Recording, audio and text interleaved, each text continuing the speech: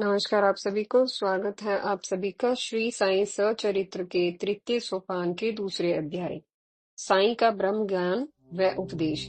एक अति धनंजय व्यक्ति जो हर प्रकार के भोग ऐश्वर्यों सुविधाओं और संपत्तियों से संपन्न था, वाहनों भूमि भवनों और सेवकों से युक्त था, साईं का यश प्रभाव सुनकर अपने मित्र से बोला, मेरे लिए अब किसी वस्तु को प्राप्त करने की अभिलाषा शेष नहीं रह गई है, अतः अब मुझे शिरडी जाकर साईं बाबा से ब्रह्म ज्ञान की प्राप्ति करनी चाहिए। कहते हैं कि इस ज्ञान को प्राप्त कर लेने के बाद और कुछ भी जानना शेष नहीं रह जाता। अतः यदि मुझे साईं कृपा से यह ज्ञान मिल गया तो मैं पूर्ण काम हो जाऊंगा, फिर मुझसे अधिक सुखी और कौन होगा। मित्र थोड़ी आध्यात्मिक प्रवृत्ति का था और उस धनी के स्वभाव से परिचित भी था, अतः समझाता हुआ बोला, ब्रह्म ज्ञान की प्राप्ति अन्य ज्ञानों की प्राप्ति से की भांति सहज नहीं है। जन्मांतरों के प्रयासों से और गुरु की कृपा से ही यह संभव हो पाती है। मोह इसमें सर्वाधिक बाधक है और तुम अब तक मोह माया में ही ग्रस्त रहे हो। स्त्री संतान द्रव्योपार्जन यश प्राप्ति ही अब तक तुम्हारे जीवन के केंद्र बिंदु रही है। फिर तुम परमार्थी भी नहीं हो। कभी दान पुण्य में तुम्हारी रुचि नहीं रही, कभी भगवत चर्चा सत्संग का तुमने लाभ नहीं लिया।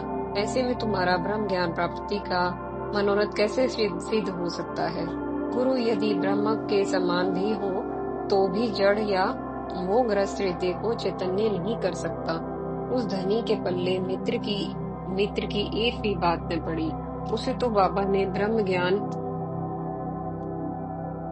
प्राप्त करने की धुन स्वीकार दी, अतः मित्र के परामर्श की उपेक्षा कर वह तांगा लेकर सीधा शिरडी आया और द्वारका माई मस्जिद में जा पहुंचा।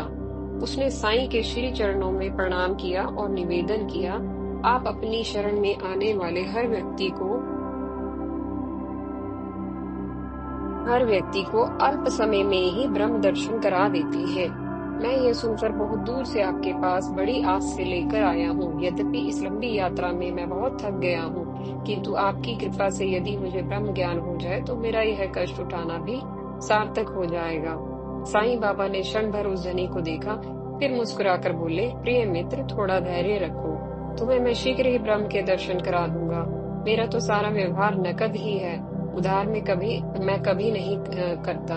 इसी कारण लोग अपनी मनोकामनाओं की पूर्ति और कष्टों के निवारणार्थ मेरे पास आते हैं, परंतु ब्रह्म ज्ञान का पिपासु कोई विरला ही होता है।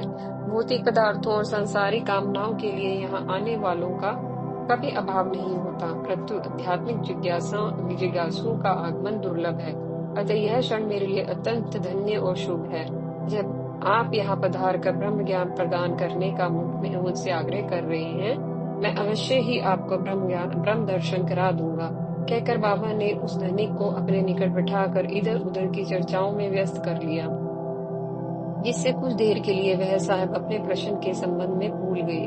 बाबा ने तब तक बालक को बुलाकर कहा कि वो नंदू मारवाड़ी से 5 रुपए उधार ले आए। बालक ने वापस आकर बताया कि नंदू के घर ताला लगा है। तब बाबा ने उसे एक अन्य व्यापारी के पास भेजा।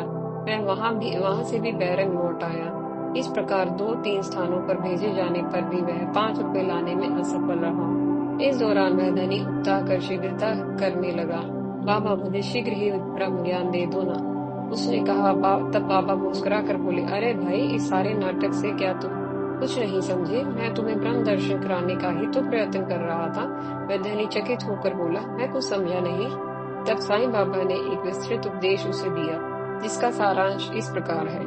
ब्रह्म दर्शन से पूर्व 5 पदार्थों का त्यागना आवश्यक है। 5 इंद्रियां, मन, बुद्धि, अहंकार और 5 प्राण। आत्मानुभूति ही ब्रह्म के दर्शन हो जाना है। यह मार्ग तलवार की धार पर चलने की भांति अति कठिन है। सामान्य योग्यताओं से ब्रह्म दर्शन संभव नहीं है, उसके लिए विशिष्ट योग्यताएं चाहिए, जैसा कि तुलसी ने भी कहा है, मुकुट मलिन और नैन विहीना, राम रूप दिखी किंकि दीना। जब दर्पण मन तो मलिन हो और नेत्र ज्ञान न हो, तो ब्रह्म का रूप ऐसे दीन व्यक्ति को किस प्रकार दिख सकता है। अतः मुमुक्षुत्व, मुक्ति की तीव्र उत्कंठा, विरक्ति, लोक परलोक के पदार्थों के प्रति संभाव, अंतर्मुखी होना, आत्मा अन्वेषण के प्रयास तथा मन व इंद्रियों को उनके विषयों के प्रति प्रवृत्त होने से रोकना, मन व इंद्रियों का निग्रह, सार वस्तु की ग्रह्यता, उचित आचरण, पाप शुद्धि, मन की पवित्रता, गुरु कृपा और ईश कृपा, इतनी बातें साधक में हो तो ब्रह्म ज्ञान प्राप्त होता है। उपदेश समाप्त कर बाबा ने उस धनी से कहा, आपकी जेब में 5 रुपयों से 50 रुपयों गुना रूप में जो ब्रह्म है उसे कृपया बाहर निकाली। उस धनी ने अपनी जेब से नोटों की गठरी निकाली। उसने गिनने पर सबको हैरानी हुई। वे 10-10 के 25 नोट थे, यानी 5 के 50 गुना। बाबा की ये सर्वज्ञता देख वह धनी चकित होकर उनके श्री चरणों में गिर पड़ा। तब साईं ने कहा, अब अपने ब्रह्म का यह बंडल उठाकर अपनी जेब में रख लो। जब तक तुम लोग मोह, ईर्ष्या और काम के मकड़ जाल में छूट नहीं जाते, तब तक तुम ब्रह्म के स्वरूप को नहीं जान सकते। आसक्ति का भ्रम धन भोगों की तृणा दुखों का ऐसा भंवर है जिसमें अहंकार, ईर्ष्या और क्रोध जैसे मगरमच्छों का वास है। इच्छा रहित होकर ही भव सागर तरा जा सकता है, वरना तृष्णा और ब्रह्म विपरीत सत्ताएं हैं। प्रकाश और अंधकार एक साथ नहीं हो सकते। जैसा कि तुलसी ने भी कहा है, जहाँ राम तह काम नहीं, जहाँ काम नहीं राम। तुलसी कबहू होत नहीं, रवि रजनी इक ठाम। लोभी व्यक्ति का ब्रह्म तो पैसा ही है, उससे दूसरे किसी ब्रह्म के चिंतन की गुंजाइश ही कहाँ होती है। इसलिए लोभ को पाप का बाप कहा जाता है। कण भर लोभ मन भर साधना को व्यर्थ कर डालता है। अतः ब्रह्म ज्ञान की प्राप्ति संसारिक विषयों को त्यागे बिना नहीं हो सकती। अंत में बाबा ने कहा, मेरा खजाना परिपूर्ण है, मैं प्रत्येक की इच्छा के अनुसार उसकी पूर्ति कर सकता हूँ, किंतु पात्रता के अनुरूप ही प्राप्ति होती है। जो कुछ कहता हूँ, यदि एकाग्रचित्त होकर सुनोगे, गुनोगे और जीवन में डालोगे तो तुम्हें निश्चित ही लाभ होगा। आध्यात्मिक स्तर पर तुम्हारी प्रगति होगी। तब शनै शनै तुम ब्रह्म दर्शन के योग्य हो जाओगे। इस मस्जिद में बैठकर मैं कभी असत्य नहीं कहता। इस प्रकार उस धनी के साथ साथ शेष उपस्थित भक्तगण भी इस ज्ञानामृत से लाभान्वित हुए और वह धनी संतुष्ट होकर लौट गया।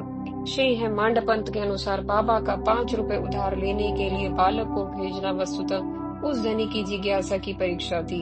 यदि वह सत्य ही ब्रह्म ज्ञान की प्राप्ति का उत्सुक होता तो विलम्ब होते देख स्वयं ही उसी समय 5 रुपए दे देता, जो उसके लिए बड़ी रकम नहीं थी और उधार मांगी जा रही थी। इससे उसकी लोभी प्रवृत्ति भी सिद्ध हो गई। वरना साईं को पहले ही विदित था कि नंदू मारवाड़ी आदि व्यापारी उस समय घरों में नहीं है, इसलिए उनके पास उन्होंने बालक को भेजा था। यह सारा नाटक धनी की प्रवृत्ति और उत्सुकता की परीक्षा के लिए था। यदि वह वास्तव में उत्सुक होता, वह त्यागी प्रवृत्ति का होता, तो मुख दर्शन बना न देखता, स्वयं ही 5 रुपए निकाल कर दे दिए होते। विश्लेषण: श्री हेमांड पंत जी की विद्वता एवं योग्यता निर्विवाद रूप से मान्य है, सराहनीय है। तथापि यदि मैं उनके विचार से पूर्णतः सहमत नहीं हो पा रहा हूँ, तो यह निश्चित ही मेरी अल्पज्ञता और संकुचित बुद्धि का परिणाम है। तथापि मेरी विश्लेषणात्मक प्रवृत्ति मुझे वो कहने को बाध्य करती है जो कहने से छूट गया है। यद्यपि यह दुस्साहस है, संभवतः अनधिकृत चेष्टा भी हो, पर कथ्य के प्रति ईमानदारी और विषय का निष्पक्ष विश्लेषण मेरे सिद्धांत रहे हैं। अतः मैं अपनी प्रस्तुतियों में सदैव ही अपनी बुद्धि के अनुसार संकेतों बुद्धियों के विश्लेषण का प्रयास करता रहा हूँ। यहाँ भी कलम हाथ में होने से मैं इस सुविधा का लाभ उठाने से नहीं चूकूंगा। यद्यपि मेरा यह प्रयास कुछ पाठकों को नागवार हो सकता है, फिर भी अनुपयोगी नहीं होगा, ऐसा मेरा विश्वास है। उदार पाठक मेरी इस धृष्टता के लिए मुझे क्षमा करे, इस आशा के साथ निवेदन है। सत्य श्री साईं नाथ जैसी सर्वज्ञता संपन्न विभूति के लिए कुछ भी अज्ञेय नहीं था। इस प्रसंग को ही ले तो जो साईं नंदू मारवाड़ी व अन्य व्यापारियों की उस समय अनुपलब्धता को जानते थे और जो धनी की जेब में पड़े उसे ब्रह्म यानी पैसों की निश्चित संख्या के विषय में जानते थे, वे अपने सामने बैठे उस धनी की पात्रता और स्वभाव के विषय में कैसे न जानते होंगे। पास की, दूर की, मनुष्य की, पशु की, अंदर की, बाहर की, मन की, तन की कौन सी खबर ऐसी थी जिससे साईं बेखबर हो। वे सर्वज्ञ थे, अंतर्यामी थे। निश्चित ही वे उस धनी की पात्रता और योग्यता के विषय में भी जानते थे। अतः यह सारा नाटक उस धनी की उत्सुकता व पात्रता की परीक्षार्थ नहीं किया गया होगा, क्योंकि परीक्षा वहाँ ली जाती है जब हम छिपे सत्य को जानते न हो। अतः मेरे विचार से इस नाटक का उद्देश्य कुछ और था। 5 रुपए उधार मांगने के माध्यम से साईं ब्रह्म विषय ज्ञान का सांकेतिक उपदेश देना चाहते थे।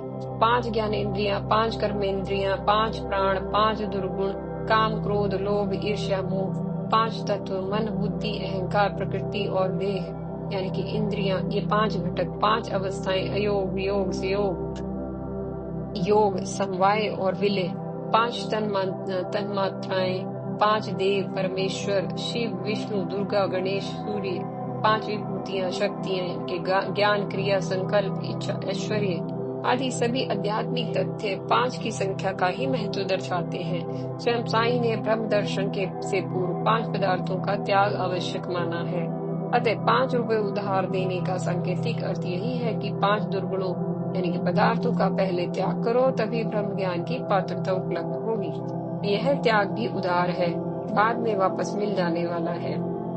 यद्यपि साईं बिना पात्रता के भी ब्रह्म दर्शन कराने में समर्थ थे, पर ऐसा करना स्वयं धनी के लिए अहितकर होता। जैसा मूसा से खुदा का जलवा देखने की जिद की थी और जलवे के प्रभाव से तूर यानी पर्वत जल गया था।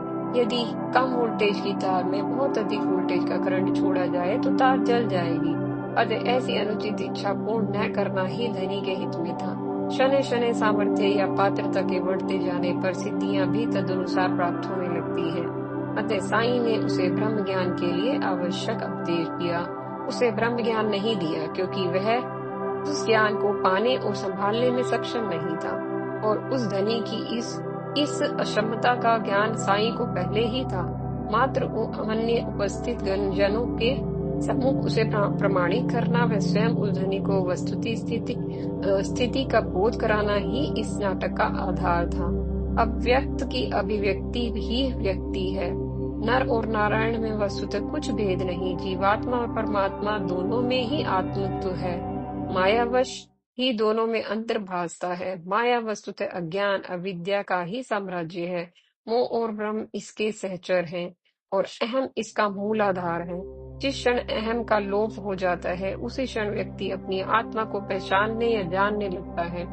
आत्म साक्षात्कार ही वस्तुतः ब्रह्म दर्शन है। ज्ञान, भक्ति व अनुग्रह इसके मार्ग है। ज्ञान प्रकाश स्वरूप होने से अंधकार अविद्या को स्वतः नष्ट कर देता है। भक्ति समर्पण के कारण अहम को गला देती है और ईश्वर गुरु का अनुग्रह शक्तिपात द्वारा ही साधक को बिंदु से विराट या बूंद से सागर बना देता है।